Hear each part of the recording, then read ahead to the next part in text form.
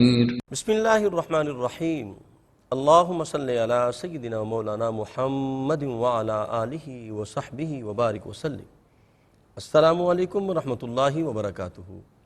انتہائی محترم و مکرم ناظرین سامعین، ARYQ TV پر حکمت قرآن پروگرام میں ہوں آپ کا میزبان قاری محمد یونس قادری۔ جس کے دل میں کوئی بھی حصہ نہیں قرآن کا، جس کے دل میں کوئی بھی حصہ نہیں قرآن کا، دل ہے مثل خانہ ویران اس انسان کا۔ دارمی و ترمذی کی روایت ہے، حضرت عبداللہ بن عباس رضی اللہ تعالی عنہما سے مروی ہے، کریم آقا علیہ السلام کا فرمان عالی شان ہے، ان الذی لیس فی جوفہ شیء من القرآن کالبیت الخارب۔ فرمایا وہ شخص جس کے دل میں قرآن کریم کا کچھ حصہ بھی نہیں ہے، وہ ویران گھر کی طرح ہے۔ دارمی اور دیلمی کی روایت ہے، حضرت حفص بن غیاث حنفی رحمۃ اللہ تعالی علیہ آپ سے مروی ہے، آپ فرماتے ہیں حضرت ابو ہریرہ رضی اللہ تعالی عنہ فرمایا کرتے تھے کہ بے شک گھر میں قرآن پاک پڑھنے سے 4 نعمتیں عطا ہوتی ہیں۔ جس گھر میں قرآن پڑھا جائے 4 رحمتیں رب کائنات عطا فرماتا ہے۔ فرمایا وہ گھر اپنے اہل کے لیے کشادہ ہو جاتا ہے۔ دوسرا فرمایا اس میں فرشتے حاضر ہوتے ہیں، اللہ اکبر۔ تیسرا فرمایا شیاطین اس کو چھوڑ کے بھاگ جاتے ہیں۔ چوتھا فرمایا اس کی خیر میں اللہ اور اضافہ فرما دیتا ہے۔ اور اس کے برعکس فرمایا کہ بے شک وہ گھر جس میں قرآن پاک نہیں پڑھا جاتا، فرمایا وہ اپنے اہل کے لیے تنگ ہو جاتا ہے، فرشتے اس کو چھوڑ جاتے ہیں اور شیاطین اس میں حاضر ہو جاتے ہیں، اور اس گھر میں خیر و برکت کم ہو جاتی ہے۔ اگر ہمیں چاہیے اپنے گھر میں اجالا کریں، دلوں میں اجالا کریں، اپنی قبر و حشر میں نور پیدا کریں، تو ہمیں چاہیے ہم قرآن پاک سے اپنا تعلق جوڑیں۔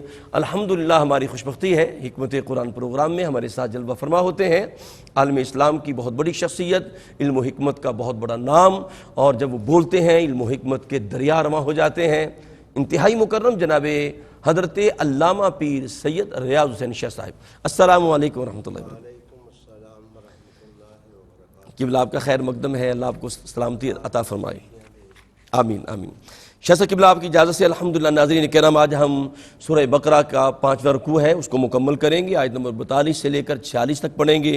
ارشاد باری تعالیٰ ہے وَلَا تَلْبِسُوا الْحَقَّ بِالْبَاطِلِ وَتَكْتُمُوا الْحَقَّ وَأَنْتُمْ تَعْلَمُونَ وَأَقِيمُوا الصَّلَاةَ وَآتُوا الزَّكَاةَ وَارْكَعُوا مَعَ الرَّاكِعِينَ أَتَأْمُرُونَ النَّاسَ بِالْبِرِّ وَتَنْسَوْنَ أَنفُسَكُمْ وَأَنْتُمْ تَتْلُونَ الْكِتَابَ أَفَلَا تَعْقِلُونَ وَاسْتَعِينُوا بِالصَّبْرِ وَالصَّلَاةِ وَإِنَّهَا لَكَبِيرَةٌ إِلَّا عَلَى الْخَاشِعِينَ الَّذِينَ يَظُنُّونَ أَنَّهُمْ مُلَاقُو رَبِّهِمْ وَأَنَّهُمْ إِلَيْهِ رَاجِعُونَ۔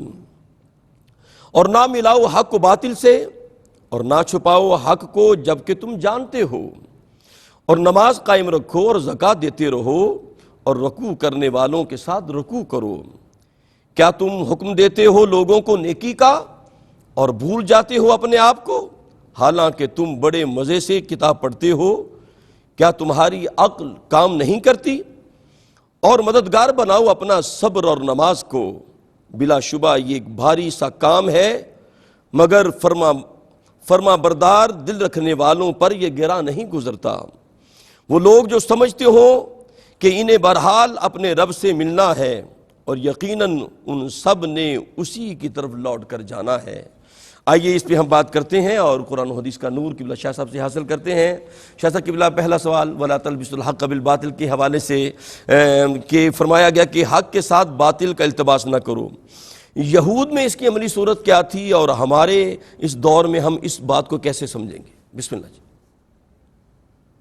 محترم اس دعا سے جی اپنی گفتگو کا آغاز کروں گا کہ اللہ رب العالمین اس زمین پر بسنے والے جتنے بھی انسان ہیں، اللہ تعالیٰ اپنے فضل سے انہیں حق نصیب فرمائے، آمین آمین۔ اور جو باطل کے اندھیرے اور ظلمتیں ہیں اللہ ان سے سب کو محفوظ رکھے۔ آمین آمین ثم آمین۔ یہاں جو آیات آپ نے تلاوت فرمائی ہے، الحمدللہ۔ میں محسوس کرتا ہوں کہ یہ ایک مسلمان کے لیے، ایک مذہبی کارکن کے لیے تربیت ہی لائے عمل ہے اللہ اکبر۔ کہ وہ زندگی کے نظریات، اعمال اور معمولات کی روشنی میں گزارے، اس کی زندگی میں ترجیحات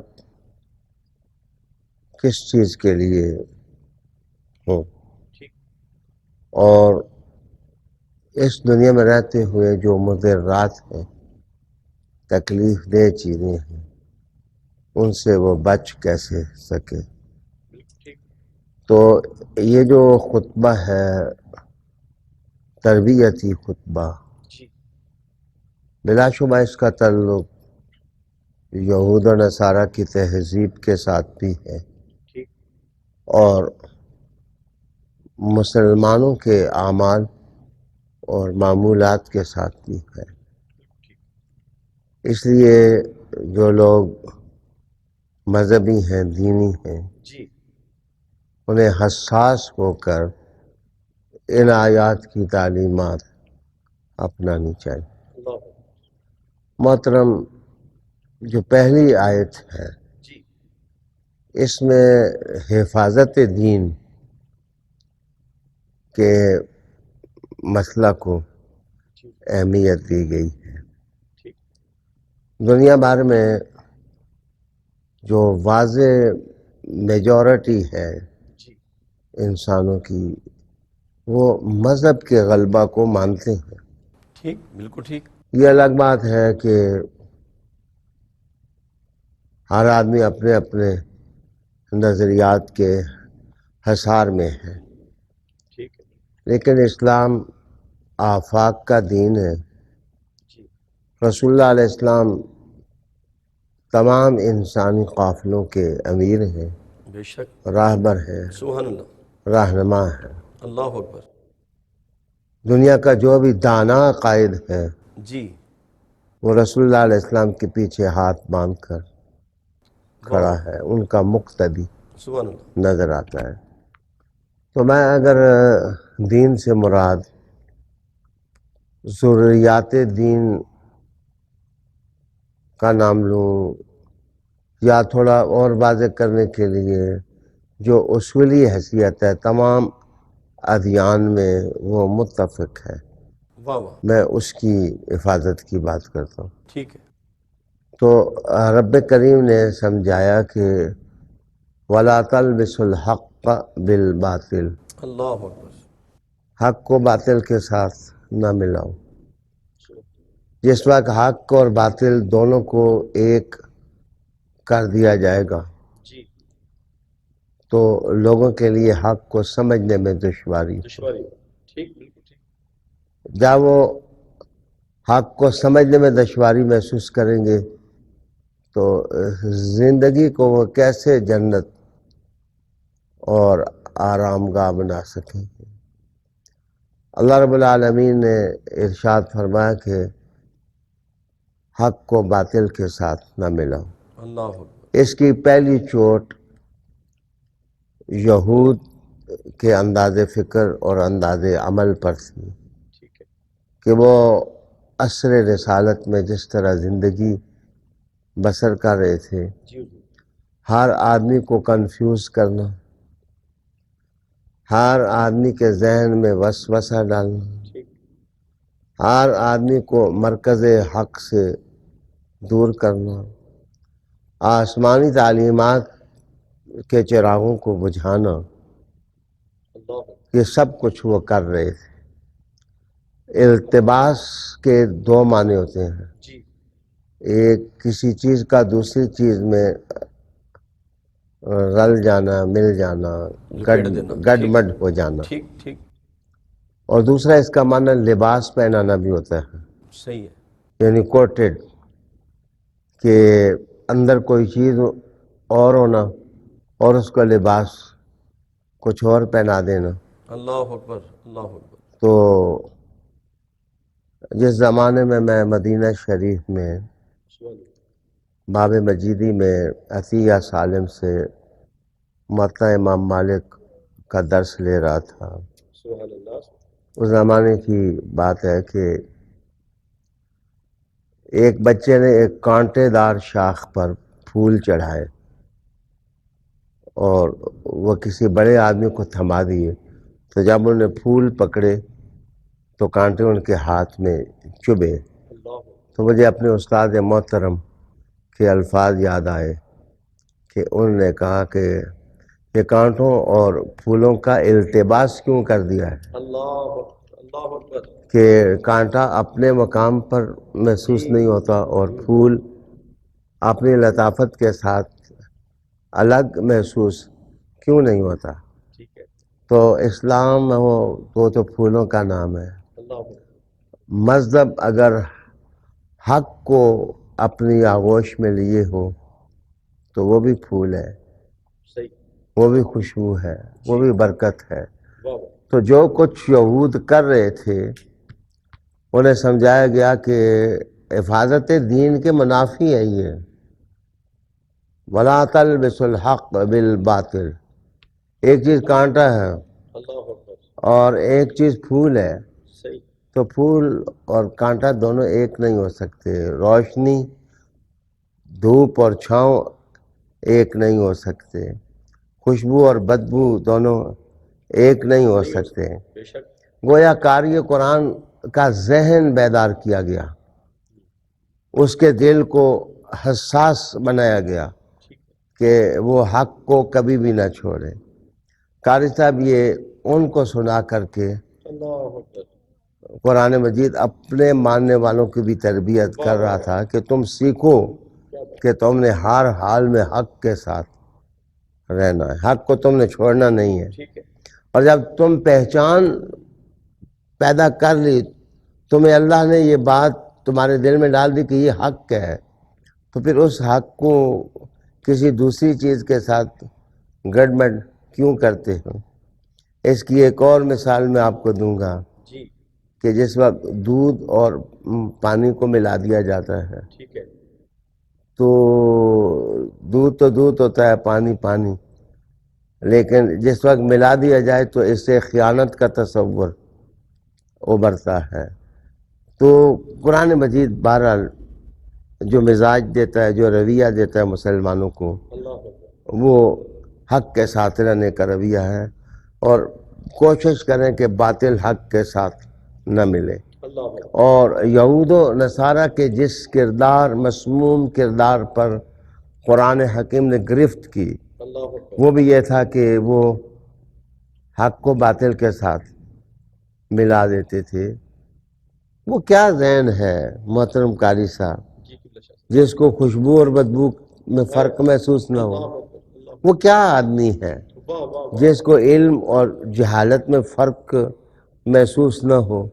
قرآن مجید تربیت دیتا ہے حفاظت دین کے معاملے میں کہ التباس حق اور باطل نہ کرو، اور پھر دوسری چیز ہے کہ کتمان حق نہ کرو۔ اللہ اکبر۔ کتمان کا معنی ہوتا ہے چھپانا۔ پانا، ٹھیک۔ ایک چیز آپ کو معلوم ہے اور آپ نالج فل ہیں، آپ کو اللہ تعالیٰ نے سچائی کا علم دیا ہے، آپ کیوں چھپاتے ہیں؟ آپ لوگوں کو کیوں نہیں بتاتے؟ اللہ اکبر۔ دیکھیں، امام حسین پاک کی یزید کے ساتھ کوئی دولت کی لڑائی تو نہیں تھی۔ جی، یزید چاہتا یہ تھا کہ آپ جس طرح میں اپنے دین کا مصلح کر چکا ہوں، آپ بھی اسی طرح دین کو آپ قبول کر لیں۔ امام حسین نے کہا کہ حق کو باطل کے ساتھ اللہ نہیں ملایا جا سکتا، اور کتمان حق نہیں ہو سکتا۔ کیا کہنا۔ جو حقائق ہیں، جو سچائیاں ہیں اور وہ نگاہ رسول سے ملی ہیں، اب ان کے پرچم کو کیسے سرنگوں اللہ کر دیا جائے؟ اتنی بڑی قربانیاں انہوں نے پیش کر دیں۔ تیسری چیز وَأَنْتُمْ تَعْلَمُونَ ہے کہ وہ آدمی کتنا ڈھیٹ بدبخت ہوتا ہے کہ اس کو پتہ بھی ہوتا ہے کہ یہ کام غلط ہے، پھر وہ جان بوجھ کر کرتا ہے، ہائے ہائے۔ بالقصد کرتا ہے، جی، اور اس کی آنکھوں کے سامنے ڈٹائی کے پردے آ جاتے ہیں. تو یہ آیت مختصر ہے، لیکن اگر آپ محسوس کریں کہ 3 بڑی اعظم سچائیاں قاری قرآن کے سامنے بے نقاب کر دی گئی ہیں، کتمان علم نہ ہو، حق اور باطل ملے نہ، اور جب پتہ ہو کہ یہ چیز سچی ہے تو پھر بالقصد ڈیٹائی اور جہالت کو اپنی زندگی کا حصہ نہ بنایا جائے. اللہ اکبر. ناظرین کرام، کیا خوبصورت گفتگو شاہ صاحب قبلہ عطا فرماتے ہیں. ویسے تو اس آیت کی ہمہ ایسی ہے کہ جناب یہاں تو یہود کی بات ہے کہ وہ سرکار کے اوصاف کو چھپاتے ہیں اور آپ کے فضائل و مناقب پہ ہاتھ رکھ کے جناب بات نہیں کرتے، لیکن اس کے اندر ہمہ ہے کہ ہر انسان جو جاننے والا ہے وہ کتمان علم نہ کرے، وہ حق کے ساتھ کھڑا رہے. اور جب حق کی بات آتی ہے تو مجھے تو مولا کائنات یاد آ جاتے ہیں. مولا کائنات کی بابت میرے کریم آقا نے فرمایا تھا حق اور علی آپس میں ساتھ ساتھ ہے، بلکہ یہ فرمایا گیا کہ مولا حق کو ادھر کر دے جدھر مولا علی جا رہے ہیں. تو ہمارے ساتھ رہیے، ملاقات کرتے ہیں ایک وقت. جی ناظرین کرام، حکمت قرآن پروگرام میں آپ شامل ہیں. ہماری خوش بختی ہے شاہ صاحب قبلہ ہمارے ساتھ ہیں اور الحمدللہ بڑی خوبصورت گفتگو ہو رہی ہے. شاہ صاحب قبلہ اگلی آیت کریمہ ہے اقیموا الصلاۃ وآتوا الزکاۃ وارکعوا مع الراکعین، کہ یعنی اقامت صلاۃ اور ایتاء زکوٰۃ پر یہود کو کہا گیا کہ عمل پیرا ہو جاؤ. کیا وہ نماز نہیں پڑھتے تھے؟ سوال میرا یہ. محترم اللہ تعالیٰ آپ کے کلام اور باتوں کو بالا فرمائے، ہمارے ناظرین کے ذوق اور عشق قرآن میں بھی اضافہ فرمائے، ہم تاریکیوں سے اجالوں کی طرف نکلیں، ہمیں زندگی کے جو حقائق ہیں اللہ تعالیٰ ان کی برکتیں نصیب فرمائے. میں عرض کرنا چاہوں گا کہ نماز ایسی چیز ہے کہ جہاں بھی آسمانی وحی کا دین ہے اس میں عبادت کا تصور موجود ہے، نماز ہے اس میں. اور انسان دوستی، انسانیت نوازی، غریب پروری، غریب نوازی، یہ انبیاء علیہ السلام کے دین کا روشن نشان ہے. اگر قاری صاحب آپ اس آیت میں غور کریں تو اقامت نماز کی، اقامت صلاۃ کی بات کی گئی ہے اور پھر ایتاء زکوٰۃ دینے کی بات. اچھا، جو فروحات کی پہچانیں ہیں کہ کس مذہب میں نماز کس طرح پڑھی جاتی تھی، اس کی تاریخ میں بڑی تفصیل ہے. کہیں صرف سجدہ کیا جاتا تھا، کہیں صرف رکوع کیا جاتا تھا، کہیں صرف قیام کی حالت میں سروس کی جاتی تھی، کہیں صرف تسبیح تھی، کہیں صرف تحلیل تھی، کہیں صرف ذکر تھا، کہیں صرف انسان دوستی تھی. ان تمام چیزوں کو اکٹھا کر کے جو پھولوں کا گلدستہ بنا کر کے عبادت کا تصور دیا گیا وہ حضور کے وسیلے سے مسلمانوں کو دیا گیا. تو میرے اپنے خیال میں دعویٰ تو نہیں کرتا، لیکن آدم علیہ السلام سے لے کر کے حضور کی ذات تک جدھر جدھر عبادت کا جو تصور تھا وہ عرق اور خوشبو اللہ نے حضور کو عطا فرمایا. کیا کہنے، سبحان اللہ. اس کے ساتھ پھر میں کہوں گا کہ جب عبادت، سروس اور خدا کے سامنے عجز کا اظہار ہر مذہب کا شعار ہے، تو یہود و نصارہ کو بھی نصیحت تھی کہ وہ اگر سچے ہوتے تو یہ جو شاعر تھے ان کو کیوں وہ رائے گاں کر دیتے، ان کو کیوں وہ ضائع کر دیتے. میں یہاں عرض کرتا چلوں کہ یہود پر ایک ایسا دور آیا کہ انہوں نے نماز کا ذکر ہی کتاب سے نکال دی، اور ایسے محسوس ہوتا تھا جیسے ان کے دین میں اقامت نماز نام کی کوئی چیز ہے ہی نہیں. سجدہ کا تصور تھا، اور اس میں بھی اتنی تخفیف کر دی گئی تھی کہ کبھی دیوار کے ساتھ سر لگا دیتے تو کہتے یہ ہمارا سجدہ ہو گیا۔ تو کسی بھی عبادت کے معاملے میں ایک چیز ہوتی ہے اس کو سنبھال کے نہ رکھنا، اور دوسری چیز ہوتی ہے اس میں غیر سنجیدہ ہو جانا اور متین نہ رہنا۔ عبادت کا مقصد کب پھر پورا ہو سکتا ہے؟ تو یہ خطبہ وہ ہے، قرآنی خطبہ ہے جس نے حضور صلی اللہ علیہ وسلم کے لبوں کو چھوا ہے، اور رسول کریم علیہ السلام کے لبوں کو چھو کر یہ نورانی کلمات جو ہیں وہ آج لوگوں کے دل دماغ میں عطر بیزیاں کر رہے ہیں، اور انسان جو ہے وہ فریضہ تخلیق پورا کرنے کے قابل ہو رہا ہے۔ تو جناب ایک تو یہ تھا کہ انہوں نے اپنی تاریخ سے نماز کو نکال ہی دیا تھا، اور میں یہ بھی عرض کروں، اور دوسرا مسلمانوں کی بھی تربیت کی جا رہی تھی کہ جب ہم ان لوگوں کو کہہ رہے ہیں کہ سچائیوں کی طرف آؤ، حق کی طرف آؤ، کہ تمانے علم نہ کرو، کہ تمانے دین نہ کرو، تو ہمارا اپنا کیریکٹر تو سالڈ ہونا چاہیے، ہمیں نمازوں کی حفاظت کرنی چاہیے۔ خصوصاً ایتائے زکوٰۃ کا مسئلہ یہ ہے، قاضی صاحب میں واضح عرض کرنے لگا ہوں، جس آدمی کو خدا کے نام پر غریب پروری نہیں آتی، وہ آدمی اپنے مذہب میں کم ہی سچا واقعہ ہوا۔ اولیاء کرام کی زندگیاں پڑھیں، غریب نواز سے شروع کریں، سیدی شیخ عبد القادر جیلانی، حسنی والحسینی تک پہنچیں، آپ سادات اچ شریف سے آگے بڑھیں، بہاؤالدین نقش بند تک چلے جائیں، علی ہمدانی سے لے کر کے جہاں آپ سید آل یمنی تک چلے جائیں، جہاں کوئی اولیاء کرام کے قافلے کا فرد ہے، داتا صاحب کی زندگی کو پڑھیں، وہاں انسان دوستی آپ دیکھیں گے۔ ان کا نام ہی داتا ہو گیا ہے، اتنی انسانیت نوازی کرنا کہ نام ہی داتا پڑ جائے، اور ادھر نام ہی غریب نواز ہو گیا ہے۔ تو اس کا مطلب ہے کہ وہ انسان دوستی کا جو لائحہ عمل تھا اس کو اختیار کیے ہوئے تھے۔ تو قرآن مجید کی یہ عادت ہے، قرآن مجید کا یہ طریقہ ہے کہ جس وقت بھاری بھرکم مفاہیم وہ بیان کرتا ہے تو بیچ میں ایک آیت ایسی آ جاتی ہے جس میں عبادت، نماز، سجدہ اور رکوع، ان باتوں کا ذکر کیا جاتا ہے تاکہ جو سننے والا ہے اس کا دل اللہ کی یاد سے آباد رہے۔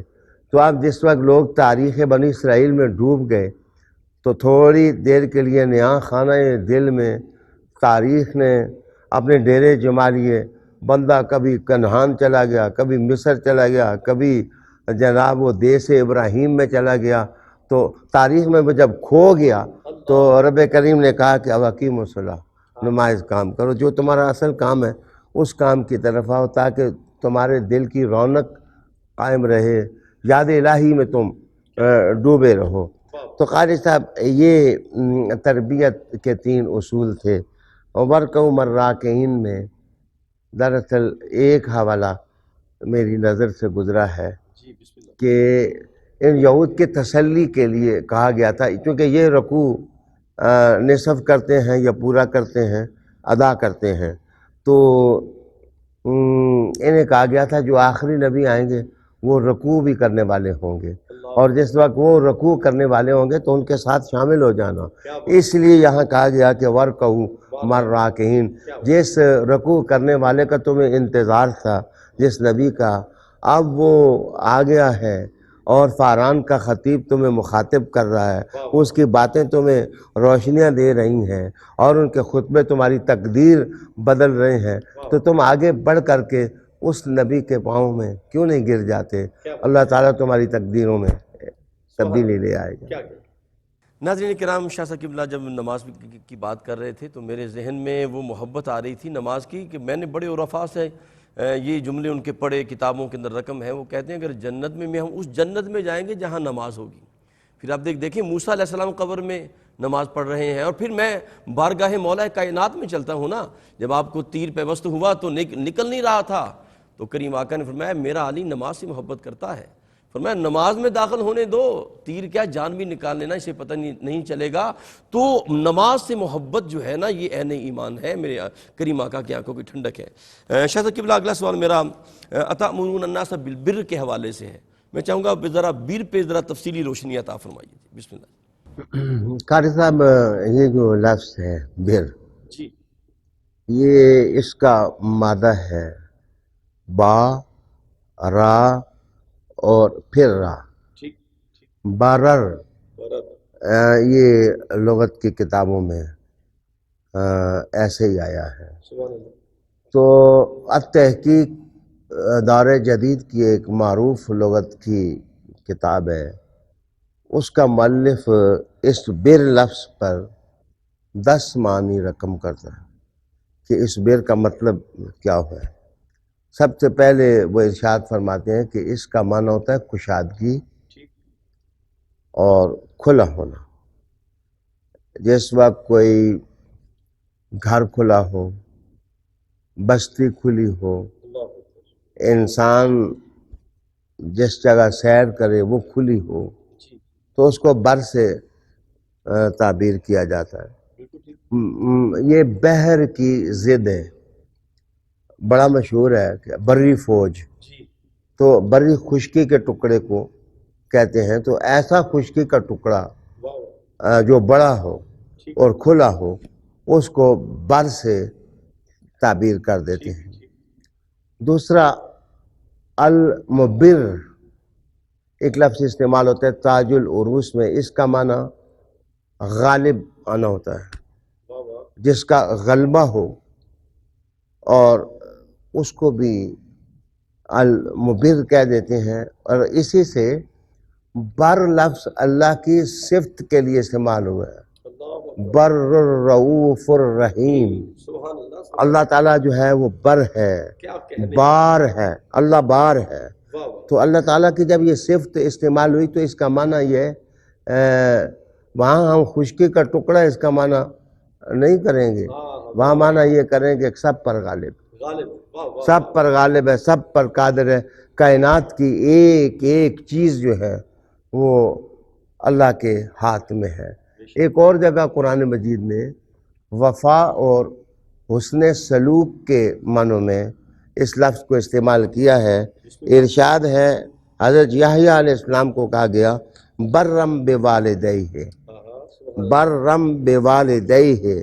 حضرت یحییٰ علیہ السلام جو ہیں وہ بڑا حسن سلوک کرتے تھے اپنی ماں کے ساتھ اور اپنے باپ کے ساتھ۔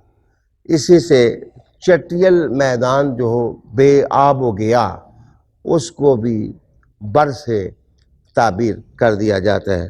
قاری صاحب کہتے ہیں ابر الرجل، ابر الرجل کا مطلب ہوتا ہے جس آدمی کی اولاد بہت کثیر ہو۔ ہمارے شہر سے قریب ایک جگہ ایک عالم دین تھے، اللہ پاک نے ان کو 17 اولادیں عطا کی تھی، اور ان کو اپنے بچوں کے نام نہیں یاد رہتے تھے، وہ رول نمبر پکارتے تھے 1 2 3 4 5۔ تو جس آدمی کی اولاد بہت کثیر ہو جائے، زیادہ ہو جائے، اس کو کہتے ہیں کہ بندہ ابر الرجل، کہ اللہ تعالیٰ نے اس آدمی کو کثیر اولاد جو ہے وہ عطا کر دیا۔ زیادہ ہونا اس کا مفہوم جو ہے اس میں ہے۔ نگاہ کی کشادگی، یہ اسم کے مقابلے میں، اسم گناہ کو کہتے ہیں، اس کے مقابلے میں اس کو نیکی سے تعبیر کر دیا جاتا ہے۔ اصل بات یہ ہے کہ گناہ بندے کو سوڑا کرتا ہے، حسد، بغض، یہ سارے گناہ ہیں۔ اور حسد بغض جن دلوں میں آتا ہے وہ سوڑے دل کے ہوتے ہیں، سوڑے دماغ کے ہوتے ہیں، سوڑی نظر کے ہوتے ہیں۔ اور جس جگہ بر آتی ہے، دل کشادہ، آنکھ کشادہ، دماغ کشادہ، سینہ کشادہ، اور اللہ تعالیٰ ان کو ظرف کی کشادگی بھی عطا کرتا ہے۔ تو ایک معنی اس کا نیکی اور احسان سے کیا جاتا ہے۔ تو آپ کا سوال یہ تھا کہ بر لفظ کی حقیقت پر گفتگو کریں۔ کیا کہنے ناظرین کرام قبلہ شاہ صاحب، جب لغت کے آپ گینوں میں داخل ہوتے ہیں تو ایک کہکشاں معانی کی نکل پڑتی ہے، اور کہ تلاطم سے ایک سمندر موجیں ماتا نظر آتا ہے۔ اللہ پاک شاہ صاحب کو سلامت باکرامت رکھے۔ شاہ صاحب قبلہ اگلا میرا سوال یہ ہے کہ وَتَنْسَوْنَ أَنفُسَكُمْ، یہ اپنے آپ کو بلا دینا، کیا یہ جرم ہے؟ اس حوالے سے میں چاہتا ہوں روشنی عطا فرمائیں۔ اس کو حریم رسالت میں حاضری دے کر سمجھوں. تو یہ بات شاید معنی رسا ہو. اصل بات یہ تھی کہ کچھ لوگ مسلمان ہو گئے تھے یہود میں سے. جب وہ دربار گہر بار میں پہنچے تو صبح شام وہ بدوحا کے چہرے کی زیارت کرتے.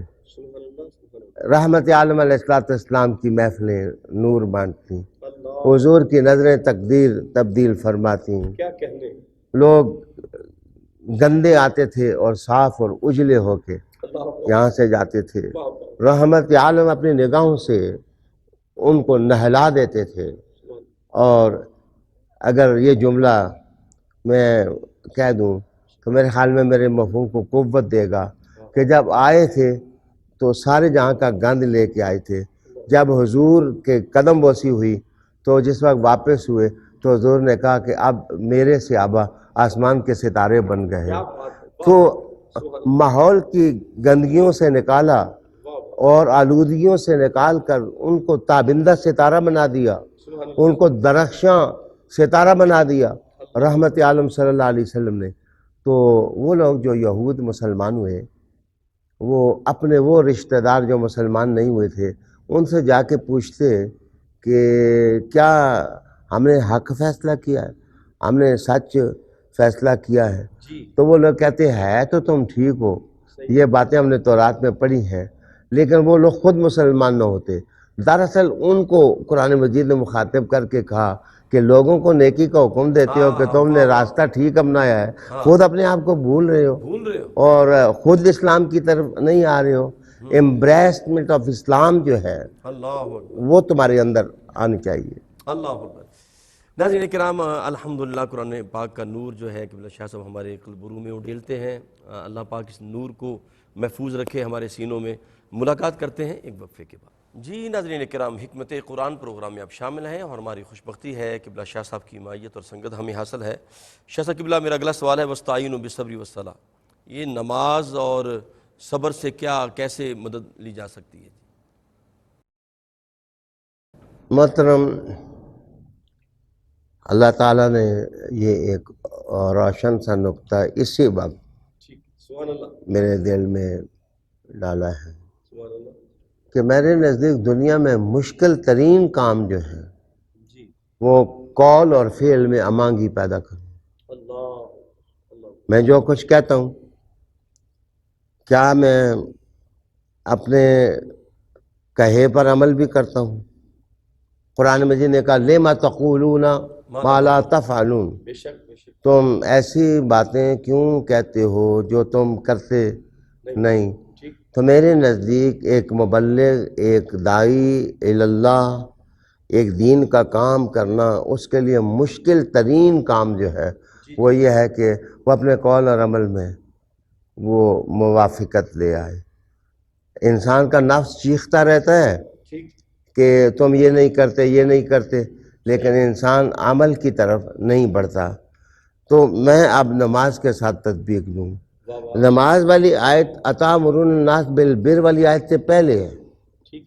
یہ پہلے اس لیے ہے کہ اے مبلغ صاحب، جب تم حق کی تبلیغ کے لیے نکلے ہو تو نماز پڑھو، اقامت نماز کرو، انسانیت نوازی کا کام کرو. یہ چیز تمہارے اندر ایک قلعہ پیدا کر دے گی. تم ایک مضبوط مسلمان بن جاؤ گے. تمہارے قول اور فعل میں جو تضاد ہے وہ ختم ہو جائے گا. میرے نزدیک اس آیت کے بعد یہ آیت رکھنا دراصل مبلغین کی مدد ہے. مدد کی گئی ہے کہ تم کس طرح جو ہے وہ ایک سلیقے کے مبلغ بن سکتے ہو، ایک طریقے کے داعی اللہ بن سکتے ہو. تو یہاں اس طرف اشارہ ہے کہ اپنے نفسوں کو بھولو نہ، اور پھر وَاسْتَعِینُوا بِالصَّبْرِ وَالصَّلَاةِ کہہ دیا. دراصل صبر انسان کے اندر کا قلعہ ہے، اور جس وقت صبر اندر آ جائے قاری صاحب تو انسان بڑی منزلیں ان تک پہنچ جاتا ہے. امام حسین صابر تھے، حضرت ابو بکر صدیق صابر تھے، حضرت عمر صابر تھے، یعنی وہ ڈٹے ہوئے تھے حق پر. صبر کا مطلب ڈٹ جانا، صبر کا مطلب گناہوں سے رک جانا، اور صبر کا مطلب مصیبت کے وقت اپنی شخصیت کو بکھرنے نہ دینا. تو قرآن مجید نے کہا کہ صبر سے مدد چاہو، یعنی تم اپنے اندر صبر پیدا کرو تو تم جو مسائل ہیں، ایشوز ہیں، مشاکل ہیں، تم ان صحراؤں کو آسانی سے عبور کر سکو گے. دوسرا کہا نماز. تو قبلہ کاری صاحب، نماز ایک تھکے ماندے انسان کی تھکاوٹ کو دور کر دیتی ہے، ایک مایوس انسان کو رجا کا تحفہ دے دیتی ہے. نماز دراصل دنیا سے بندے کو جدا کر کے خدا کی دہلیز پر لے آتی ہے. اللہ بندے سے قریب ہوتا ہے اور بندہ اللہ سے قریب ہو جاتا ہے. تو یہ حضور کی امت پر مہربانی ہے. سرکار تو معراج پر آسمانوں سے بھی آگے چلے گئے، حضور کے غلاموں کی معراج زمین پر ہی ہو جاتی ہے. تو نماز انسان کو دراصل شیطانیت سے اور مشاکل سے مقابلہ کرنے کا حوصلہ اور ہمت دیتی ہے. رب کریم نے کہا کہ ان 2 چیزوں سے تم مدد حاصل کرو. آپ نے ملاقات کی بات کی اور اگلی آیت کے اندر بھی انہم ملاقو ربہم ہے. یہ اللہ سے ملاقات کیا ہے؟ شاہ صاحب قبلہ اس پہ ذرا پردے اٹھائیں نا ذرا. قاری صاحب، اس لقاء سے مراد 3 چیزیں مفسرین نے لی ہیں. پہلی بات تو یہ ہے کہ اس سے مراد موت لی گئی ہے. یہ جو موت کا وقت ہے اس کی تیاری کی طرف اشارہ ہے. یا ایتھا النفس المطمئنہ ارجعی الی ربک راضیۃ مرضیہ فادخلی فی عبادی وادخلی جنتی. تو یہ لقاء کا پہلا مرحلہ ہے. لقاء کا دوسرا مرحلہ وہ میری پہلی والی بات کو مفسرین نے لکھا کہ آپ کام کر رہے ہوتے ہیں، یہ کام کیا، وہ کام کیا، یہ مزدوری کی، وہ مزدوری کی، 5 نمازوں کا وقت اللہ نے اپنے ساتھ ملاقات کر رکھا ہے. تو اس لقاء سے مراد خدا کے حضور حاضری مراد ہے. اور تیسری چیز ہے قیامت والے دن اللہ تعالیٰ کی طرف مراجعت، جب ایک بندہ اپنے رب کے سامنے کھڑا ہوگا. اس لقاء سے مراد. شاہ صاحب آخری سوال میرا یہ ہے کہ یہ جو جہانوں پر فضیلت دی گئی، تو میں اس پہ میں ذرا چاہوں تو روشنی آخر میں ڈالیں کہ یہ فضیلت کیا تھی؟ مجھے قرآن مجید میں اس لفظ کو پڑھتے ہوئے ایک بار تشویق ہوئی تھی کہ میں معلوم کروں کہ عالمین سے مراد کیا ہے.